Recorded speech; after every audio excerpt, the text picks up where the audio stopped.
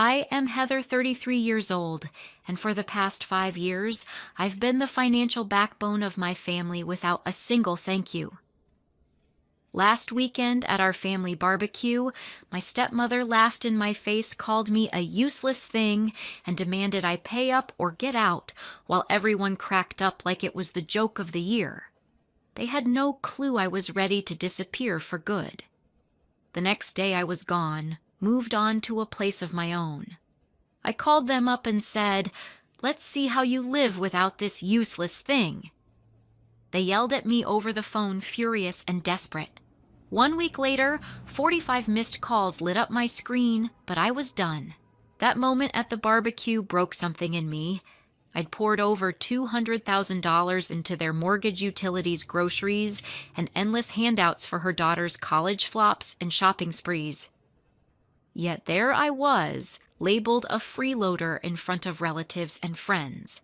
The entitlement boiled over when she pounced, waving her hand, insisting it was time I paid $1,000 a month rent fairly. My dad nodded along, raising his glass in a mock toast, and the table erupted in laughter again. I stood up, forced a smile, and walked inside, my blood pounding. Any guilt I had about walking away vanished right then. But this didn't come out of nowhere. I'd built my career in marketing from the ground up, landing promotions through late nights on high-stakes ad campaigns for film studios here in Los Angeles. My recent bonus of $60,000, I tucked it away in a secret account, not their latest remodel wish list. I'd been quietly planning my exit, making moves they'd never see coming. The shock hit them when I vanished the morning after, leaving a spreadsheet detailing every penny I'd shelled out, proof they couldn't ignore. Their panic calls started, immediately begging for the mortgage payment due that week, the electric bill piling up. I didn't budge. This was my line in the sand after years of being their ATM while they dismissed my successes. What they didn't know was I'd uncovered her reckless spending too, siphoning my contributions into failed stock plays that drained us further. The barbecue was the final straw, pushing me to execute a plan that left them speechless and scrambling. Before I dive into my story, I'd love to know what time it is where you're listening and which city you're in. It's amazing to see how far these stories travel. And it all spiraled from there, with a dark secret I uncovered about her misuse of my money that sealed my decision to go missing for good. Growing up in a quiet suburban neighborhood in San Fernando Valley, Los Angeles, my childhood felt like a sunny postcard backyard, sprinklers, bike rides, and taco nights with my parents. I was 16 when it all unraveled. My mother, Pamela, moved across the country to California's Bay Area after a messy divorce, leaving me with my father, Timothy Brooks, in our family home. It was just the two of us for a while, figuring out a new rhythm. Dad worked as a sales manager for a film equipment company, pulling in a decent salary that kept us comfortable. I buried myself in school, aiming for college, dreaming of a career in marketing where I could pitch ideas for movie campaigns. Everything changed a year later when Dad met Lori at a work conference. She was 12 years younger, a flashy sales rep with a taste for designer bags and upscale restaurants. They got married in a whirlwind barely 6 months after meeting.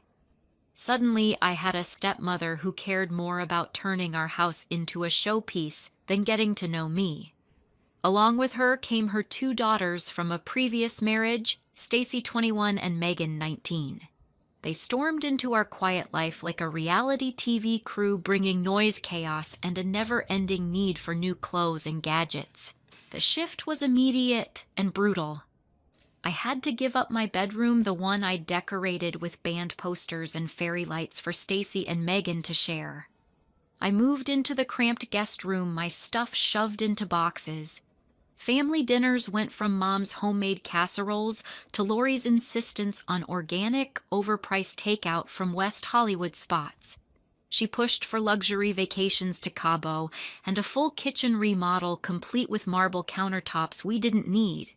Dad, smitten and eager to please, went along with it, signing off on leases for a flashy SUV and a boat we used exactly once.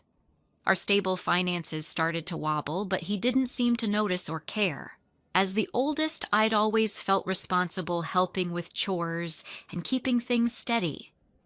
But with Lori and her daughters, that responsibility became a weight I couldn't shake. Stacy and Megan treated the house like their personal playground, leaving dishes piled up and blasting music at midnight. Lori would praise Stacy's half-hearted yoga instructor gig like it was an Oscar win, while my straight-A report cards got a distracted nod. I started overhearing Lori's snide comments to Dad about me being too serious or not fitting in with the family vibe. It stung, but I brushed it off, focusing on my college applications. I earned a scholarship to UCLA majoring in marketing. Those years were my escape, living in dorms, working part-time at a campus coffee shop, and soaking up every lecture on brand strategy. I loved the independence, making my own choices, managing my own budget. After graduation, I landed a job at a mid-sized ad agency in downtown LA, crafting campaigns for indie films. The pay wasn't huge, but the potential was there, and I was thrilled to be on my own, sharing a small apartment with roommates in Silver Lake. Meanwhile, back home, things were spiraling. Lori's spending didn't slow down. She'd maxed out credit cards on designer furniture and weekend trips to Vegas with her daughters. Dad's company hit a rough patch after losing a big client, and their mortgage payments started slipping.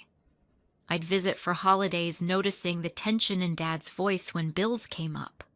Lori would change the subject to Megan's latest shopping haul or Stacy's new business idea that never materialized. I could see the cracks forming, but I didn't realize how deep they ran. One evening, as I was settling into my apartment life, Dad called. His voice was low, almost broken. He admitted they were drowning behind on the mortgage utilities about to be cut off. Lori's credit card debt had ballooned to $30,000, and they were staring down foreclosure. He asked if I could help out just for a few months until he got back on his feet. I hesitated, but he was my dad, the guy who'd taught me to ride a bike and cheered at my high school debates. I couldn't say no. That call marked the start of a shift I never saw coming, one that would trap me in a cycle I'd fight to break free from years later. After Dad's call, I packed up my Silver Lake apartment and moved back into the guest room of our San Fernando Valley house, thinking it'd be a short-term fix. I was 23, fresh out of UCLA with a marketing degree, and had just landed a job at a downtown Los Angeles ad agency. My starting salary was $55,000 a year, modest, but enough to share a place with roommates and cover my own bills. I'd tasted independence, choosing my own groceries, paying rent on time, planning my career. But Dad's plea hit hard. He sounded so defeated, talking about foreclosure and Lori's credit card debt. I figured 3 months of help would get them back on track. That was my first mistake. At first, I chipped in for groceries and part of the utilities, maybe $300 a month. Dad thanked me every time, promising it was temporary. But 3 months turned into 6, then a year, and soon I was covering the $2,000 mortgage payment because Dad's company was still struggling. Lori's spending didn't slow down. She'd come home with new designer sunglasses or book spa weekends with Stacy and Megan. I started picking up extra shifts, designing ad mock-ups late into the night to keep up. By year 2, I was paying the full mortgage, electric, water, and internet bills, plus car insurance for the SUV Lori insisted they needed. It added up to over $3,000 a month, eating away at my savings. Stacy and Megan were the worst part. Stacy at 23 was in and out of community college, dropping classes as often as she changed her hair color. Megan, 21, treated shopping like a full-time job, racking up charges for clothes and concert tickets. They'd come to me with sob stories. Stacy needed $500 for textbooks she never bought. Megan wanted cash for a spring break trip to Miami. I gave in thinking it'd keep the peace. Dad would nod gratefully, but Lori acted like my contributions were pocket change. She'd call me the responsible one with a smirk, like it was an insult while praising Stacy's yoga classes or Megan's Instagram posts. My career was the one thing keeping me sane. I threw myself into work pitching campaigns for indie films that got noticed by my boss Douglas. He saw my knack for crafting viral ads and gave me bigger projects. I'd stay late at the office tweaking slogans or analyzing audience data, loving the challenge. But at home, my achievements were invisible. When I got my first big break, a campaign that landed on billboards across LA, Lori changed the subject to Megan's new modeling gig, which was just a one-off photo shoot. If I mentioned working late, Stacy would roll her eyes and say I was married to my desk. Dad stopped asking about my job, too busy signing off on Lori's latest home decor splurge. The resentment started to build slow but heavy. I'd come home exhausted, see Lori's new leather couch or Stacy's designer sneakers and feel my stomach twist. I was paying for their lifestyle while living in a cramped guest room, my own dreams on hold. I kept meticulous records, every mortgage payment, every utility bill, every cent I handed over to Stacy and Megan. It wasn't just for taxes. Deep down, I knew I'd need proof someday. Over 5 years, my contributions stacked up to over $200,000, more than half my income. Yet Lori treated me like a tenant snapping if I left dishes in the sink while her daughters lounged without lifting a finger. I still held on to a shred of hope that Dad would see what I was doing, maybe thank me properly or step up.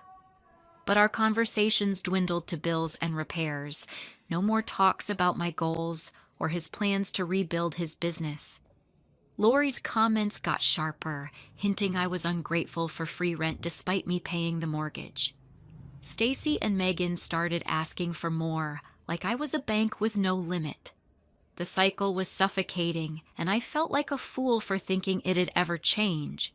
Then, 3 months before that barbecue, Douglas called me into his office. He'd noticed my work on a campaign for a Sundance film that went viral, pulling in millions of views. He offered me a lead role on a new project for a major studio, promising a shot at a senior position and a hefty bonus if we nailed it. The work was grueling, late nights, weekend calls, but it was my chance to shine. I told Dad I'd be busier, and Lori complained I was never around for family. That's when it hit me. They didn't see me as family, just a paycheck. That project became my lifeline, and the spark of a plan started forming a way to break free from the trap I'd fallen into. That Sundance campaign changed everything. 3 months before the barbecue, my boss Douglas handed me a lead role on a major studio project, a promotional push for a blockbuster set to premiere in Los Angeles. The hours were brutal, with late-night brainstorming sessions and endless revisions to nail the perfect trailer tagline. But I thrived on it, pouring my energy into every pitch deck and audience analysis. Douglas saw my drive and became more than a boss. He was a mentor, coaching me on navigating client meetings and pushing for bolder ideas. When the campaign launched, it was a hit, racking up 10 million views in a week. The studio execs were thrilled, and Douglas made sure my name was front and center in their praise. The payoff came in a $60,000 performance bonus, the biggest check I'd ever seen. I didn't breathe a word to Dad or Lori. Instead, I opened a separate bank account at a new branch and funneled most of the bonus there, along with a chunk of my regular paychecks. I'd learned my lesson. Every time I'd mentioned a raise in the past, Lori had a new family need, like a backyard pergola or Stacy's latest yoga retreat. This time, I kept my mouth shut, calculating exactly what I needed to cover the household bills and diverting the rest to my secret stash. I started investing small amounts, following strategies I'd picked up from marketing analytics. Safe, steady growth, nothing flashy. Around the same time, I stumbled across something that lit a fire under me. While sorting through bank statements for tax season, I noticed odd transactions, large transfers from our joint family account to a brokerage firm. They weren't Dad's doing. He barely understood stocks. It was Lori sinking thousands of my contributions into risky tech investments that tanked almost immediately. She'd lost nearly $20,000 in 6 months' money I'd worked overtime to earn. When I confronted her, she brushed it off, saying it was for the family's future.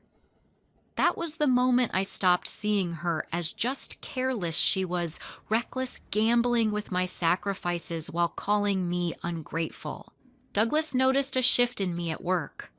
One afternoon, he pulled me aside after a meeting and asked why I seemed so drained outside of project deadlines. I hesitated, but ended up spilling the basics: years of paying the mortgage, utilities, and handouts for Stacy and Megan, only to be treated like a freeloader. He didn't sugarcoat it.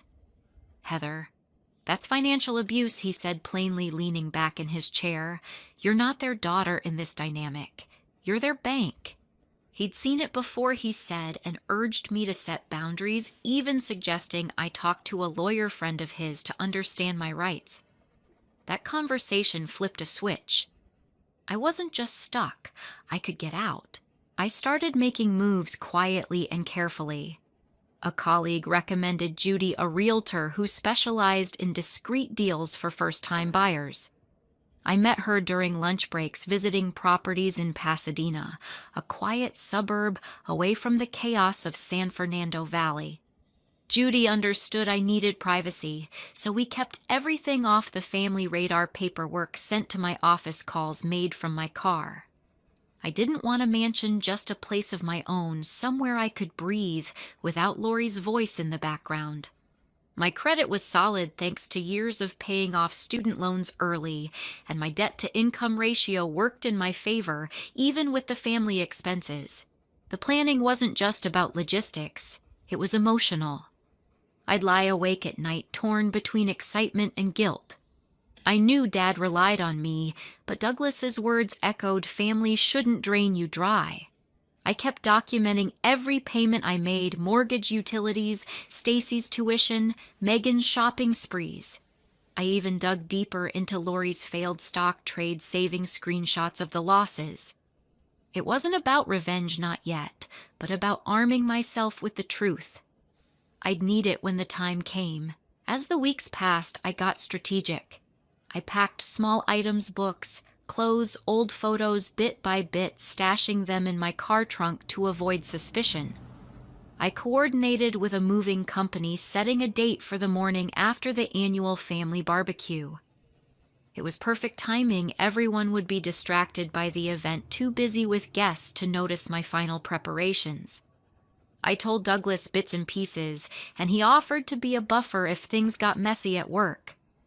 His support gave me the courage to keep going, even when Stacy asked for another loan or Lori hinted at a new home theater system. The barbecue loomed like a storm cloud. I knew it'd be the breaking point: Lori's entitlement, Dad's silence, Stacy and Megan's demands, all out in the open. I was ready to face it, not as their doormat, but as someone taking back control. Every late night at the office, every saved dollar, every documented expense was leading me to that moment. And when it came, that barbecue would be the spark that set my whole plan ablaze. The annual family barbecue was a tradition Dad clung to, a way to show off normalcy despite the divorce and the chaos Lori brought.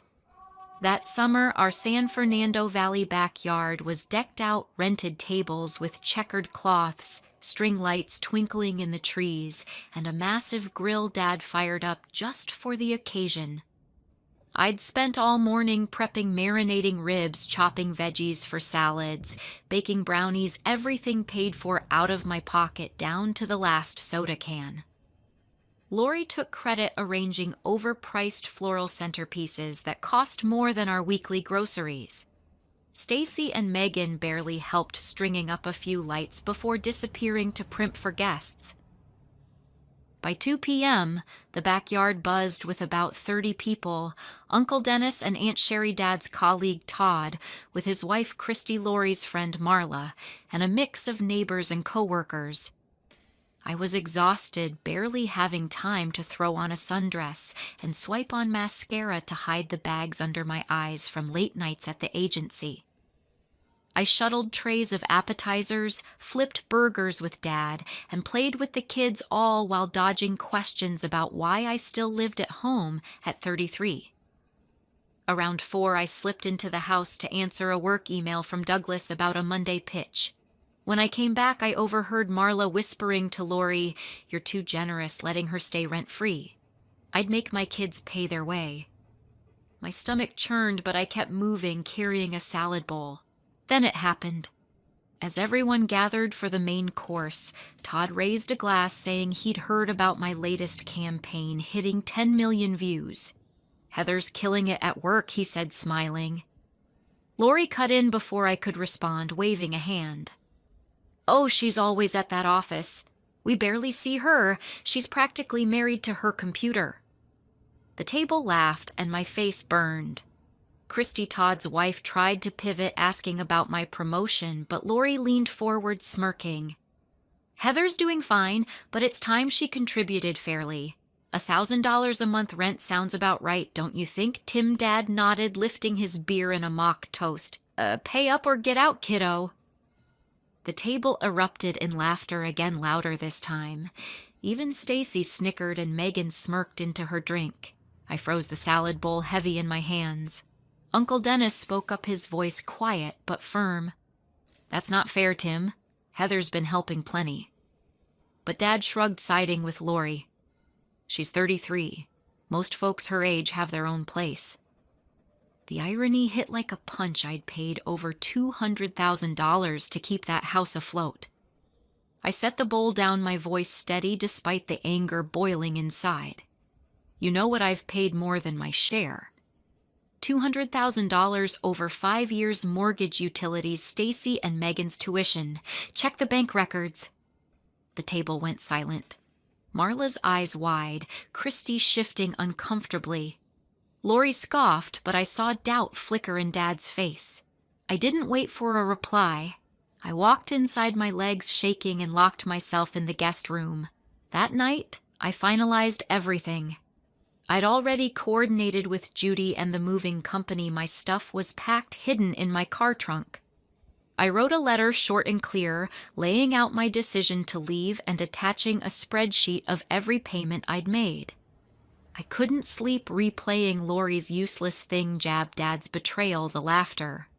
By 6 a.m., I was up stripping the guest room bed, wiping down surfaces, leaving it bare. The house was quiet. Dad had a golf game, Lori a spa day, Stacy and Megan still asleep.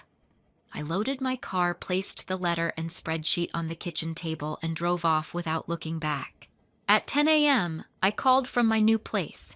"Let's see how you live without this useless thing," I said, my voice calm. Lori screamed through the phone, demanding to know where I was, while Dad stammered about the mortgage due in days. I hung up, their yells echoing in my head. By noon, they'd found the letter. The calls started: 5 from Dad, 3 from Lori, 2 from Stacy. I didn't answer. 3 days later, they showed up at my agency's downtown LA office. The receptionist buzzed me, sounding nervous. "Your family's here, Heather. They're upset." I braced myself and asked Douglas to join me. In the lobby, Dad was pacing, Lori fuming, Stacy and Megan trailing behind, looking awkward. "What the hell?" Heather, Dad started, voice loud enough to turn heads. "You can't just walk out like this." Lori jumped in. "The mortgage is due Friday and Megan's tuition is late." Douglas stepped forward, calm but firm. "This is Heather's workplace. Let's take this to a conference room." He led us to a quiet space, staying until I nodded that I was okay. Inside, I laid it out. "I've paid over $200,000, mortgage, utilities, groceries, your daughter's expenses for 5 years. I'm done." Dad shook his head, stunned. "That can't be right." "Check the spreadsheet," I said. "It's every transaction." Lori snapped. "You can't cut us off like this." I looked her in the eye. "You called me useless. I've been your bank and you mocked me in front of everyone. I'm not coming back." Stacy muttered something about losing her car, and Megan just stared at the floor. Dad tried one last plea. "We're family, Heather. Family doesn't treat each other like this," I said, standing. "I need to get back to work." Over the next week, my phone lit up with 45 missed calls, Dad begging, Lori raging, Stacy whining, Megan confused. I didn't answer a single one, and by day 7, I blocked their numbers for good. Something bigger was waiting, a new chapter I'd fought to claim, but their desperation was about to hit a wall they couldn't climb. The week after I walked out was chaos for them, but peace for me. My phone buzzed relentlessly, 45 missed calls by day 7. Dad left voicemails, his voice swinging from panic to guilt, begging me to come back because the mortgage was due and their savings were dry. Lori's calls were pure anger, demanding I cover the electric bill and yelling that I'd abandoned my family. Stacy left messages whining about her car payment as if I owed her a free ride forever. Megan's were quieter, confused, asking why I'd disappeared and how she'd pay for her summer classes. I listened to the first few, then blocked every number. Their desperation was real, but it wasn't my burden anymore. Back in San Fernando Valley, the fallout hit hard. Without my contributions, Dad couldn't cover the $2,000 mortgage. He scrambled, dipping into his retirement savings to avoid foreclosure, a move that stung his pride. Lori had to take a part-time job at a boutique in West Hollywood, her first real work in years, and she hated every second of it. Stacy dropped out of community college when her tuition money dried up, forced to pick up shifts at a coffee shop to afford her phone bill. Megan stopped her shopping sprees, stuck borrowing friends' clothes for parties. I heard through Aunt Sherry that they were talking about selling the house, downsizing to an apartment they could actually afford. None of them reached out after I blocked them, and I didn't care to check. I was building something new in Pasadena, my own corner of the world.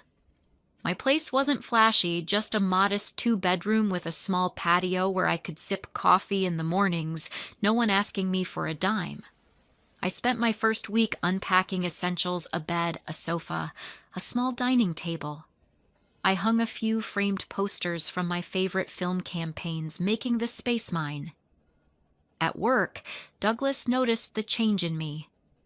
Without the weight of family bills, I brought fresh energy to our projects, pitching ideas that landed us another studio contract.